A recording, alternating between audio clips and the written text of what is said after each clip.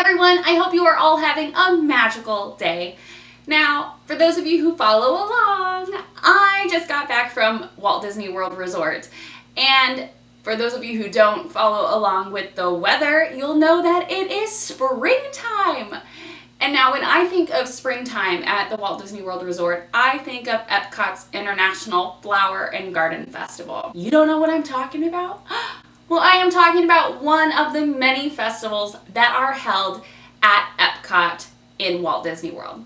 So I figured today we could talk a little bit more about what the festivals are and kind of give you tips and tricks on how you can explore the festival while also exploring Epcot, because it can be hard to juggle both, let's face it. All right, so we can talk about what festivals are offered at Epcot and what makes them different from each other, and then some general tips on the festivals and how you and your family can have the most magical time ever. So let's dive right in.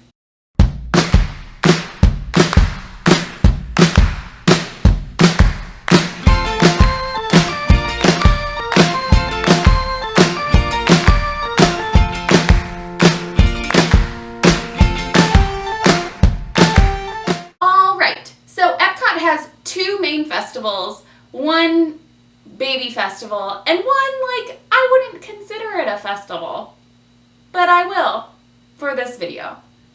The two main ones are Epcot's International Flower and Garden Festival and Epcot's International Food and Wine Festival.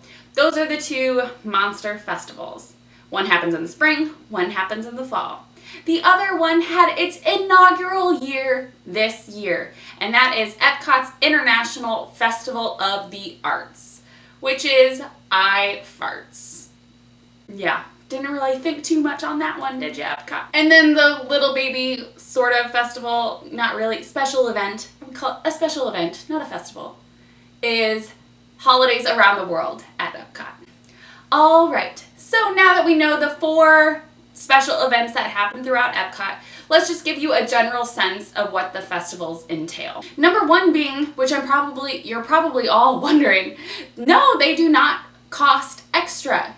They come included in your park admission, which is awesome. The other thing to note is that most of these festivals are condensed throughout the World Showcase. Yes, part of Future World has some things that involve around the festival, whether it be classes or different things, but 75% of these festivals are condensed throughout the World Showcase pavilions. Another thing to note is that you don't have to spend a lot of money at these festivals. There's a lot of free entertainment and free things for you and your family to enjoy that don't cost you any money at all. One of those being the concert series that most of the Epcot festivals have.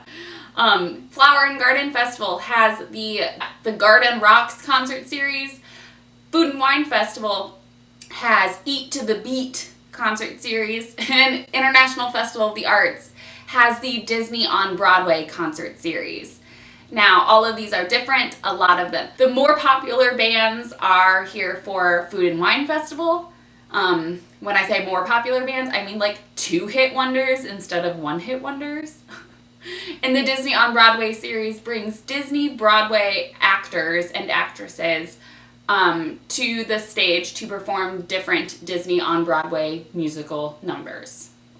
Amazing. Included in that free activities stuff is there's a lot of things for kids to do at KidCot, which if you've been to Epcot and the World Showcase before, you'll know that each pavilion has their own KidCot area where there are lots of different activities that kids can do.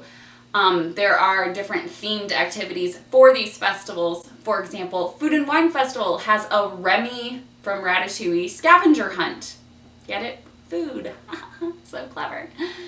And then International Festival of the Arts had a Figment scavenger hunt where Figment would be located in famous paintings throughout the World Showcase, and that was my favorite thing ever. It was so funny. A lot of festivals have special merchandise, and when I say a lot of, I mean all of them besides Holidays Around the World. So Flower and Garden, Food and Wine, iFarts, all have special merchandise geared toward that specific festival.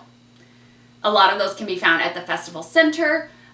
which the festivals will have, or at different merchandise booths throughout the World Showcase. And the biggest thing that I think is geared toward these festivals are these special food and I can't even say it, I'm so excited. The food and beverage booths throughout the festival. Y'all, this is what dreams are made of. Each of the festivals have different pop-up booths that have their own specifically geared toward the festival food and drinks.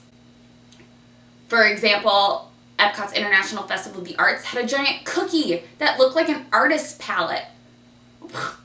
Flower and Garden Festival has the ever-famous violet lemonade with an edible flower on top. And Food and Wine Festival has just lots of savory, beautiful dishes. I'm trying to think of like the one that I'm like, yes, because there's so many. Oh my gosh, I can't even think because my mind is on Flower and Garden since I was just there. So another thing to note with the festivals, they will have you enter the park, and when you get your park map and your times guide, you can also grab a festival passport, which will have all of the information about the festival inside. So it will have different things that are happening at the festival centers. They will have all of the food and drink booths, so you can see what they have on each of their menus. So definitely grab one of these once you enter the park because it will help you navigate the festival to your best ability. All right, so now that we've done the general idea of what festivals are at Epcot, let's go festival by festival to give you an idea of what they are. Let's go chronologically in the year. So at the beginning of the year, January, February, will be Epcot's International Festival of the Arts, which 2017 was its first festival ever.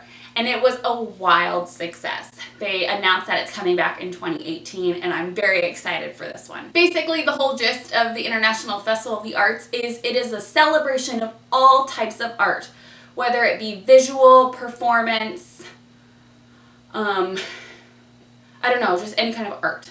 All the art. Beautiful. And I know I said there was a lot of free entertainment, but along with that, you can actually pay for different experiences as well. For example, at International Festival of the Arts, they have interactive workshops such as floral arrangements, drawing classes, watercoloring classes, all things in regards to that. It's really different things. They'll bring in local artists to teach the workshops. So that's something to keep in mind as well. Also bring in local artists to have artist booths throughout the World Showcase. So they will have the artist's art up for sale and the artist will be there. So sometimes you can have the artist sign their portrait or their painting if they are there. If not, it's just really cool to be able to interact and to talk to local artists. And sometimes they're not local. Sometimes they come from all over. So it's just really, really cool. The only thing about this festival is it does not go 7 days a week. It goes Friday, Saturday, Sunday, Monday. So it's only a 4-day festival.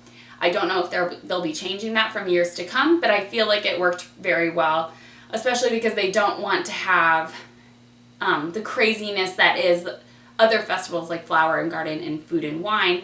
This time they can still have the weekend festival during this downtime at Walt Disney World Resort, but it doesn't have to be to the extreme that the others are. The second festival happens in the springtime, and it is Epcot's International Flower and Garden Festival, aka my favorite festival. This festival is all about gardening and home improvement, getting outdoors, and enjoying the beauty of flowers and gardens. There are lots of different special garden exhibits and different flower and gardening tips for you in your home. That's where a lot of their presentations come from. There's also like butterfly exhibits. And the biggest thing that is visually different about Flower and Garden Festival is all of the topiaries placed throughout Epcot. And they are stunning. They're all of Disney characters, and they are so, so pretty. I'll post some pictures right here. But they're absolutely stunning, and they change every single year. They're always either adding a few more or updating them. So they're always different and still beautiful. In the fall, we have Epcot's International Food and Wine Festival.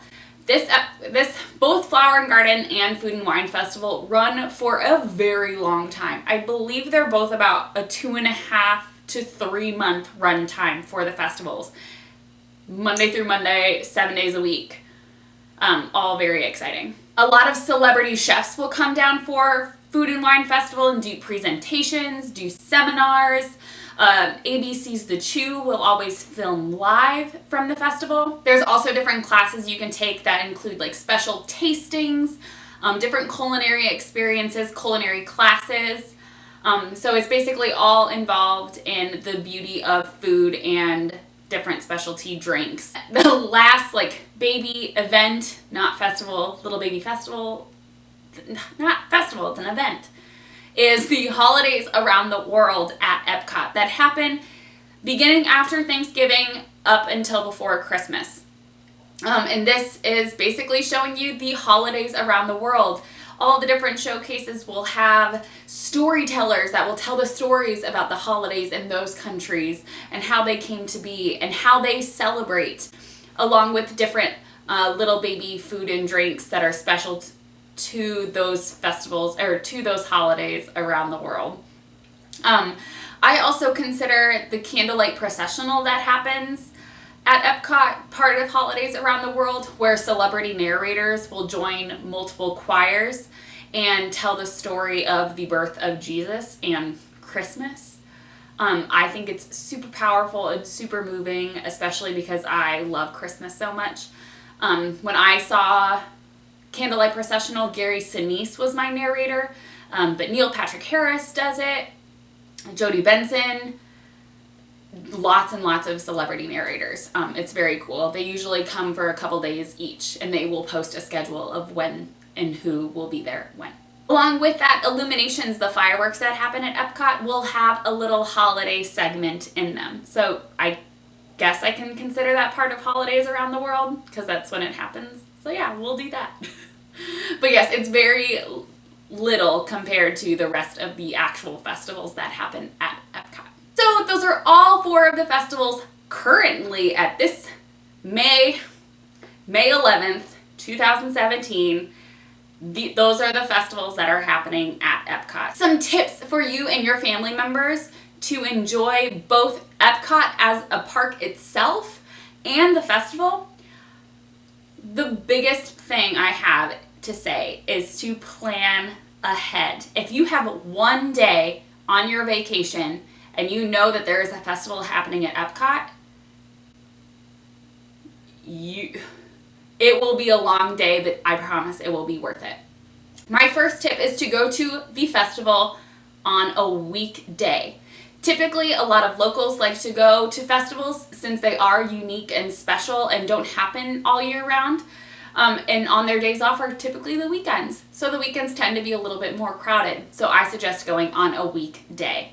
If you are doing the entire park, plan to do all of Future World in the morning. So from 9 to 11, you will be trying to hit up as much of Future World as possible. And in order to do that, I suggest making your fast passes all for the morning. I don't normally suggest that, but here I am. So try and make it from 9 to 10, 10 to 11, 11 to 12. That way you can hit up as much as possible in Future World before the World Showcase opens and you go explore the festival. One thing that I suggest more than anything is to look at the menus for the festival booths ahead of time. Make a list of all of the things that you think sound good that you may want to try. Because if you just go in there winging it and you're only there for a day, I guarantee you that you're not going to eat and drink everything that you want to. I made a list before going to Flower and Garden and it had 22 items on it. Crazy. So you know what I did? I made my list.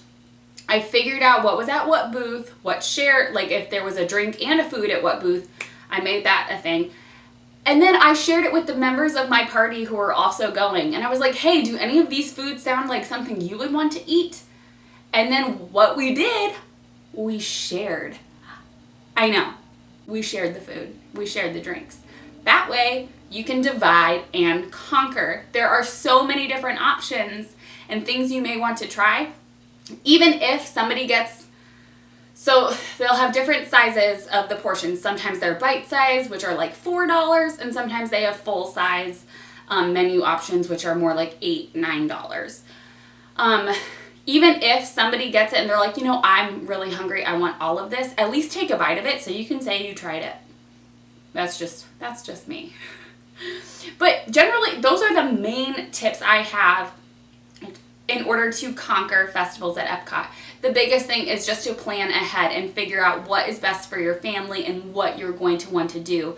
Look at what seminars are happening. Are you going to want to join one of them? Are your kids going to want to do all of the kid-caught scavenger hunts? Those are just things you need to take into account. So if you're just planning on winging your trip, do not wing it and go to an Epcot festival when you've never even discovered Epcot by itself. That's the biggest thing I have to say. So that basically wraps up all of the festivals at Epcot. I love festivals. I think they are a wonderful addition to Epcot, and I think they're a wonderful addition to the Walt Disney World Resort. Like I said, so far this year, I've done International Festival of the Arts and International Flower and Garden Festival, and I plan to be there twice during Food and Wine Festival this fall. So leave me a comment below. I want to hear what your favorite festival is and why. And do you guys have any tips or tricks that you like to do when you go to Epcot's festivals and how you balance that with the regular beautiful day at Epcot? I'm intrigued. Let me know. And as always, make sure you go follow me on my Instagram at @themagicalmiranda, and go to my Facebook page, Magical Moments by Miranda, for all Disney World tips, tricks, news, all that fun stuff. All right, well, I hope you guys all have a magical day, and I will see you all in my next video.